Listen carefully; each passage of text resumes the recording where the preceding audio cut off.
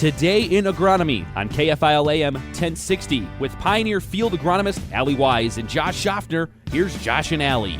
Good morning, Southeast Minnesota. Today is July 21st, 2021. Josh, this is episode number 77. So far as we've come into this pollination window, we've got a nice supply of soil moisture that we're working with. So we're grateful for that. Some nice sunny days coming this week. So nice to see some heat to keep, but hopefully not too much heat to kind of maximize this kernel set here. A very important stage in terms of pollination and then water uptake within these plants. But I think obviously a lot of planes, ground rigs, helicopters flying, making fungicide applications right now.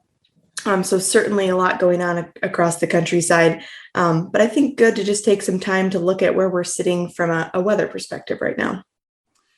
Yeah, Allie, I think we should. And it's good to be back. I had a week off there, so good to be back on the show. And yeah, it's always interesting when you get away for a week, just how much things change. It seems like day to day, it's always hard to see it. But now just a big change. They get back in the swing of things. And yeah, you look at the weather here, some much needed rain last week across Southeast Minnesota. I think still kind of the story is we've been very low on kind of overall subsoil moisture, but there are rains here in Southeast have been extremely timely and in pretty good quantities. Still some variability across the listening area, but overall last week, average, we kind of picked up a little over an inch if you just kind of average all the locations together, which was much needed. And I think for the most part, from a moisture standpoint, it can probably carry us through pollination. But as you did mention, we do got some big heat here, and that'll probably be something we got to it'll be interesting to see how that plays out over the next 10 days through pollination, especially, the daytime temperatures don't stress you out too much, but I see we got a few lows in the 70s. So I'll be curious to see if,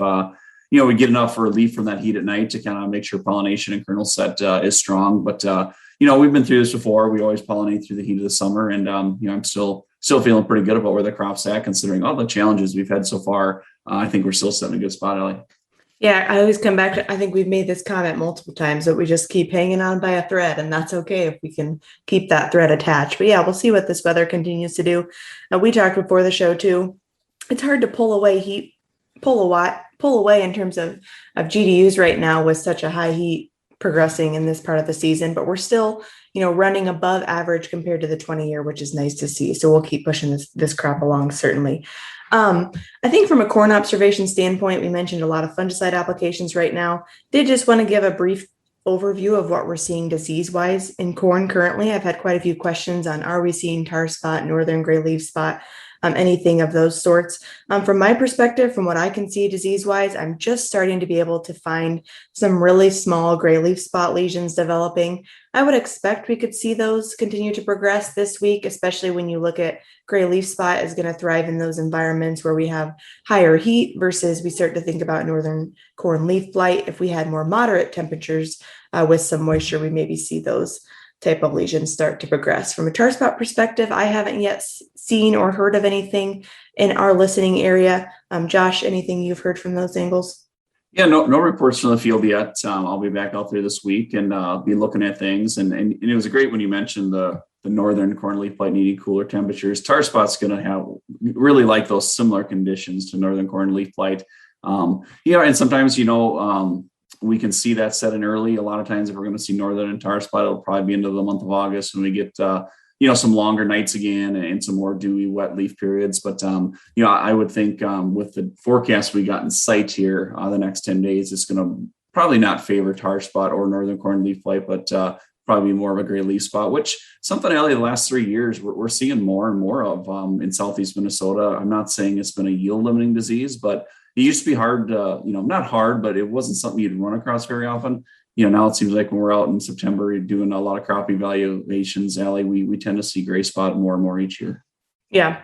So, from a disease perspective, that's what we're seeing, but do want to talk about a hot topic right now, and that would be corn rootworm beetles. So between the drought last year, lack of heavy freeze this winter, just with those moderate temperatures, a lot of beetle populations out in the corn right now.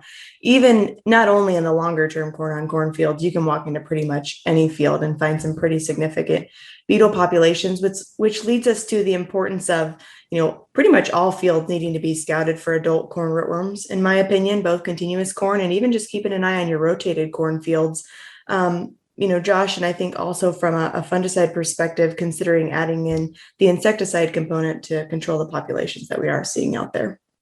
Yeah, for sure. And we talked a lot about rootworm feeding a few weeks ago, and now we're kind of into the adult stage there. Something we got to be scouting for. There are fields out there that have enough populations out there that could be yield limiting from a silk clipping standpoint. So that's important to understand. And the other side of it is, if we just start looking for the future, of control of corn rootworm, it might have to be part of our pest management program here, especially if we're going to go corn on corn next year to try to manage those populations. And the beetle emergence is early. There's been a lot of beetle emergence ahead of pollination. So if we are out there doing a fungicide application, we're going to time it pretty good. Will we get all of them? No. But I think we're timed out better to get good beetle control than what we've maybe seen in some other years where they're emerging too late to really time that out. But something we really want to be thinking about. And then on top of that, just scouting, whether you be using sticky traps, observations, it's a very underutilized agronomy tool of scouting because it can really predict kind of what you need to do next year for control measures. And something I think we'll want to spend a lot of time with here in late July, early August, getting an understanding of what those populations are and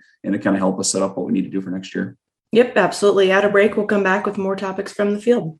Welcome back, listeners. Allie, first segment there, we got through kind of a lot of the hot topics in corn right now. And as we get into segment two, we'll spend this segment focused on soybeans and a lot of things kind of similar going on in the soybean crop. Fungicide applications are kind of getting started, and a lot of our beans are entering the stage for that. And also getting a lot of questions on insecticide, and we'll cover some of that. But first, Allie, kind of what are you seeing from stage wise? I'm guessing we have some beans that are all of R3 and some that aren't quite there, but what have you been seeing across the area?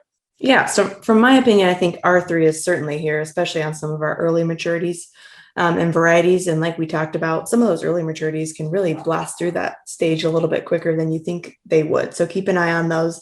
As for the rest of soybeans, I think, certainly a large majority that are getting really close to hitting full R3.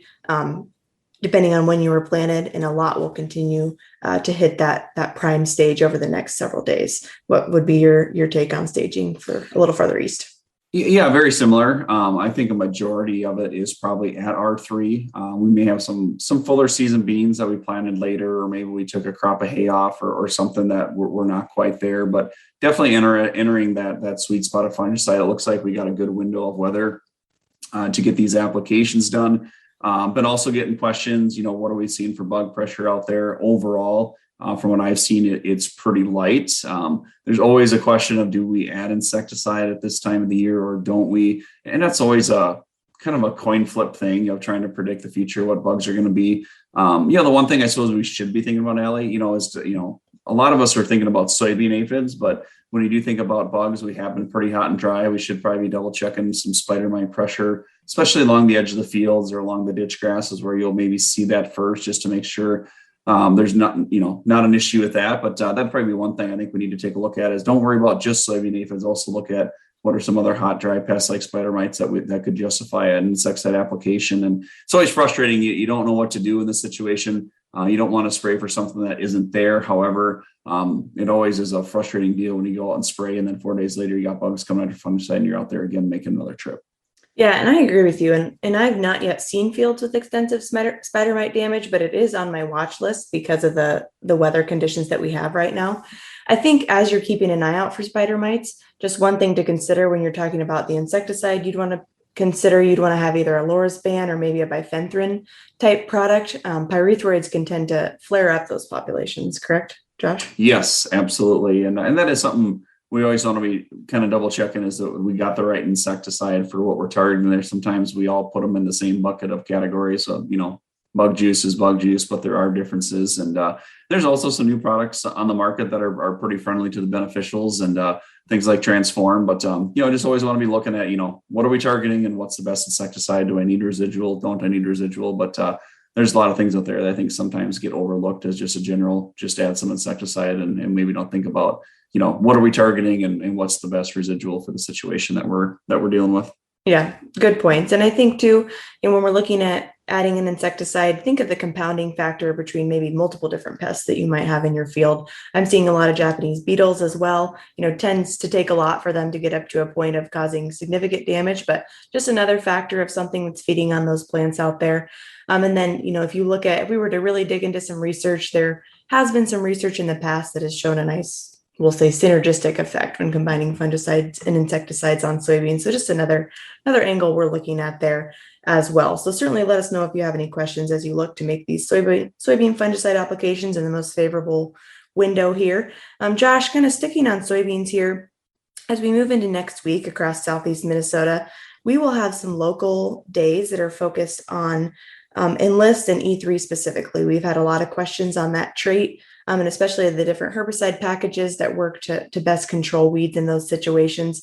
Maybe just an overview of what folks could expect from those days, and if they're interested, who should they contact? Yeah. I think to handle the first side of that, we're really excited about the sites we have. The one that we have is just south of Harmony, Minnesota. These sites, they're not large in scale, but there's a lot going on.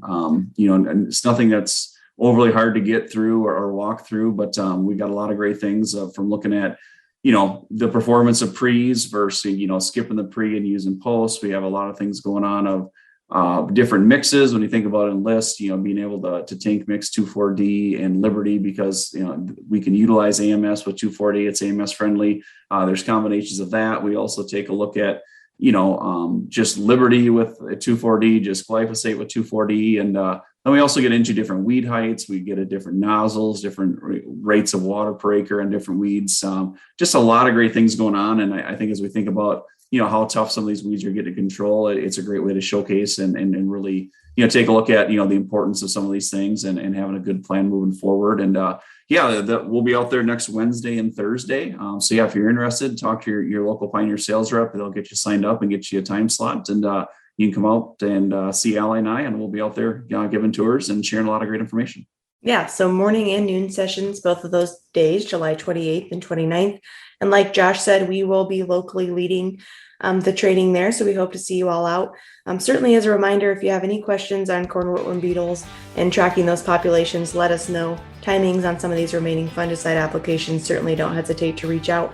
We'll be back next week with more from what we're seeing from the field. You've been listening to Today in Agronomy on KFIL AM 1060. If you've missed part of the show or want to hear more, check out the show page at kfilradio.com or with the 103.1 KFIL app. Stay connected with Allie and Josh on Twitter. It's at Allie GYs, WISE, and at Josh Schaffner to submit your questions for the show. Tune in next Wednesday for the next Today in Agronomy on KFIL AM 1060.